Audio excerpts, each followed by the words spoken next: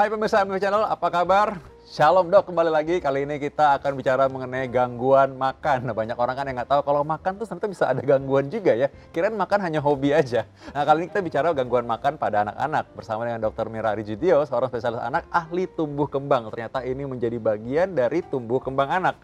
Selamat bertemu lagi. Ya, akhirnya ketemu lagi dengan Dr. Halo Mira dokter, ya. iya. Dokter Mira, ini mengenai makan. Hal yang sehari-hari sebenarnya harusnya nggak pakai latihan juga dipikirnya Betul. bisa ya. Tapi ternyata ada juga gangguan makan pada anak ya. Betul. Jadi gangguan makan pada anak ini sekarang mulai banyak dikeluhkan ke orang tua. Jadi yang banyak dikeluhkan orang tua, anak saya tiba-tiba appetite-nya tidak ada, tidak mau makan sama sekali, atau dia pilih-pilih makanannya, atau malah takut kalau disajikan makanan.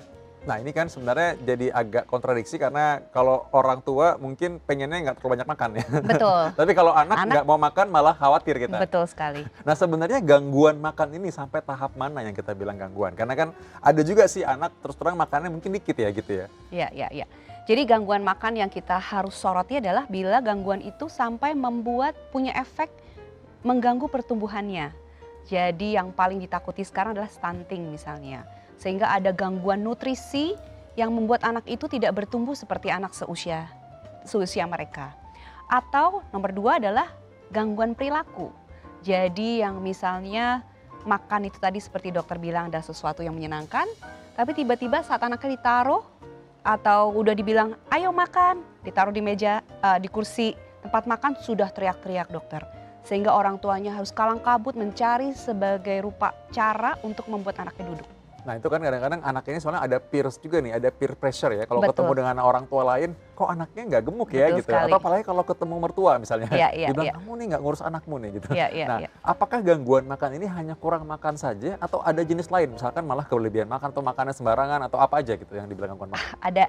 Jadi gangguan makan tidak hanya kurang makan dokter, tetapi makan tidak pada tempatnya. Jadi makan itu sambil jalan-jalan, jadi melihat makan itu di kursi, di sofa, di kamar tidur, yang itu tentu prompting untuk ke arah nanti obesitas. Lalu ada juga makan yang tidak pada jamnya, jadi karena memang makan itu terkait dengan pola asuh orang tua juga dan banyak sekali sosial kultur yang terlibat dalam proses makan itu, sehingga kadang-kadang makan itu anak itu makan di jam yang berbeda. Jadi misalnya makan pagi bisa jam 10, makan malam jam 8 atau jam 9. Jadi ada ketidaksesuaian dalam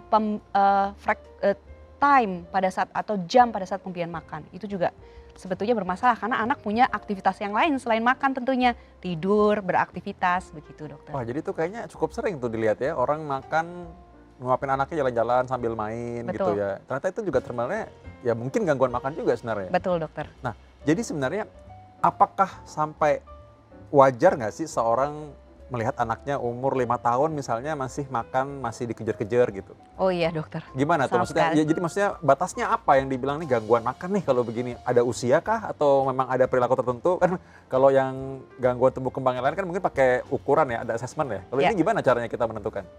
Iya, kalau di anak-anak itu tentu disesuaikan dengan usianya dok dan kemampuan motorik yang jadi makan itu seperti tadi mungkin saya singgung bahwa ada hal yang kompleks. Ya. Jadi ada kemampuan anak itu untuk fine motor skill-nya, berkaitan juga dengan oromotor skill-nya. Jadi misalnya anak 4 bulan tentu belum pegang sendok, seperti itu. Lalu kemudian dengan environment-nya sama social culture di sekitar anak itu. Itu yang itu yang mempengaruhi anak untuk belajar makan. Sehingga pada saat kita melihat anak itu makan tidak sesuai usianya, kita akan melihat bahwa beberapa hal ini yang mungkin menjadi yang mempengaruhi anak itu terlambat untuk bisa makan seperti anak di usianya dia.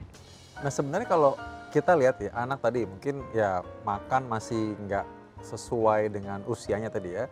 Lalu mungkin dia pilih-pilih makanan atau mungkin dia masih sukanya minum makanan cair lah maksudnya susu lah gitu minum susu ya. Atau mungkin nggak bisa makan nasi misalkan di usia 5 tahun itu termasuk gangguan makan juga? Termasuk dokter, jadi makan itu tadi assessment-nya memang setiap anak itu punya tahapannya. Misalnya seperti anak umur di bawah 5 sampai di bawah 5 bulan. Otomatis semuanya adalah fokusnya adalah 100% minumnya adalah cair. Sehingga tentu fokusnya bukan tentang bagaimana bisa memegang sendok, tapi lebih bagaimana anak ini bisa minum dan menghabiskan susunya yang membuat anak itu bertumbuh untuk seusianya. Jadi biasanya terlihat delay di usia ini di masalah makannya adalah mulai ada melorot tuh berat badannya. Lalu orang tuanya akan bilang anaknya kalau minum susu selalu tidak habis. Lalu nanti umur 6 bulan sampai 1 tahun, anak kan sudah mulai belajar empati, 5-6 bulan mulai belajar empati. Di situ biasanya ada kendala baru lagi, di mana mungkin anaknya tidak mau makan, lebih mau susu, atau sebaliknya maunya makan, susunya tidak mau, langsung berat badannya turun juga. Nah biasanya 1 tahun sampai 2 tahun mulai terlihat problem yang lain, misalnya menggunakan perangkat makan. Biasanya anak umur 1 tahun itu walaupun tidak menggunakan perangkat makan pun mereka sudah bisa mandiri mengambil makanannya mereka, karena fine motor skill mereka sudah pada tahap mengambil makanan, bahkan makanan kecil pun mereka sudah bisa. Nah pada saat 1 sampai 2 tahun mereka tidak bisa melakukannya sehingga harus disuap, ini menjadi masalah baru. Karena kadang-kadang itu feeder yang memberi makan tidak selalu tepat dengan kondisi anak itu lapar atau tidak. Jadi kadang-kadang disuapin di saat anak tidak lapar. Sehingga kadang-kadang mulai muncul nih, anaknya nggak mau makan. Dan kadang-kadang fokus di orang tua, kita berpikir bahwa oh kalau anak ini tidak mau makan, problemnya hanya di anak itu. Padahal sebetulnya ada juga yang perlu diakses dari si feedernya atau pemberi makannya. Atau dalam hari ini caregivernya, orang tua atau neni atau nenek atau tante. Nah jadi sebenarnya ini belum tentu karena masalah si anaknya tidak mampu, Betul. tapi mungkin juga masalah yang lain ya sebenarnya. Jadi yang diperbaiki bukan cuma anaknya dong berarti? Betul sekali. Jadi masalah makan ini sangat intrik sekali dokter, karena kalau di bahasa Indonesia kita cuma mengenal satu istilah makan. Tetapi kalau bahasa Inggris kan eating and feeding. Kalau eat I eat. Jadi kalau kita orang dewasa kita makan artinya terserah kita mau makan. Tapi kalau di anak ada anak dan ada feeder. So we feed the child, artinya ada childnya, ada feedernya. Nah ini bisa nggak kompak ini. Dimana kalau anaknya terlalu lelah, udah miss jam tidur siangnya, ditaruhkan di kursi, dia akan rewel sekali. Nah sedangkan orang tua melihatnya harus makan habis. Jadi anaknya lalu dijejelin, force feeding. Nah itu yang membuat anaknya kemudian jadi trauma. Jadi ini seperti apa ya, semakin trauma anaknya makannya makin sedikit. Orang tuanya makin takut. Dia akan jejelin di jam-jam yang sporadic feeding, jadi cluster feeding. Ini yang membuat karena cluster feeding makannya pendek-pendek, kecil-kecil dan diseselin sana sini, tidak lapar. Makin tidak lapar, orang tuanya makin stres lagi, jadi seperti lingkaran setan. Nah ini sering sekali terjadi dokter. Jadi gangguan makan pada anak juga mungkin disebabkan karena gangguan yang memberi makan. Betul gitu, sekali. Jadi itu yang harus juga mungkin jadi ditangani juga ya. Betul. Nah tadi ada hal yang menurut saya sih cukup sering mungkin. Ada yang dibilang picky eater, dia makan milih-milih. Betul. Ada juga yang GTM. Ya. Nah ini sebenarnya gimana membedakannya? Karena kan ada juga yang memang karena nggak suka ya dia nggak makan aja gitu. Betul.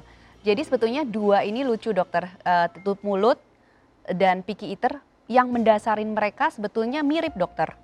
Walaupun yang satu totally tidak mau buka mulut, yang satunya masih mau tetapi pilih makanan. Sebetulnya tidak ada anak yang dilahirkan tanpa nafsu makan. Sebetulnya semua anak dilahirkan oleh Tuhan secara natural itu lapar dan kenyang. Nah di saat pemberi makan tadi non-responsive feeder, artinya yang memberi makan itu yang memberi makan tidak ada aturannya, sehingga kalau anaknya lapar ya kasih, kalau enggak, mau tidur enggak, sehingga suka bentrok tuh dok ekspektasi orang tua dan anaknya, sehingga memberikan makan di anak tuh di saat yang tidak tepat, akhirnya anaknya jadi tidak lapar. Jadi both picky eater dan GTM itu adalah dasarnya mereka tidak lapar. Mereka nggak lapar aja gitu ya? Mereka tidak lapar. Apa karena waktunya mungkin? Jadi makan itu memang harus ada waktunya, betul dokter. Jadi anak itu memiliki kemampuan di mana selalu berubah sesuai dengan usianya. Misalnya anak di umur di bawah 3 bulan, mereka itu window wake up time-nya cuma 3 jam. Jadi feeding, minum susu, aktivitas mungkin cuma bisa 30 menit, lihat-lihat orang, senyum-senyum, lalu tidur lagi. Cuma 3 jam. Nah, kalau si feeder itu atau si ibu itu tidak punya understanding ini dan punya ekspektasinya harus melek ini, kita harus ngobrol. Anak itu stretch sampai 4 jam atau 5 jam melek, overstimulasi. overstimulasi. Jadi anaknya GTM juga. Jadi dia kayak mau tidur nih, saya mau tidur nih, nggak mau buka mulut. Jadi kalau ditanya memang problem feeding itu bisa muncul bahkan dari anak itu bayi karena feedernya tadi belum punya konsep makan yang benar di anak itu seperti apa. Atau mungkin selera makan.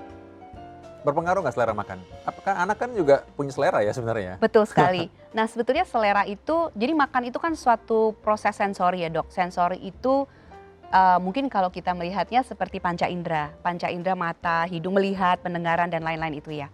Jadi makan itu sensori. Kalau saya lapar sekarang, saya belum makan siang seumpama. Kalau saya duduk di satu restoran, saya lapar, saya akan aktif tuh sensorinya. Lihat menu makanan, kita mau order semua. Kita dengar ada suara wajan bunyi, suara teflon bunyi, lapar. Suara pisau garpu, lapar.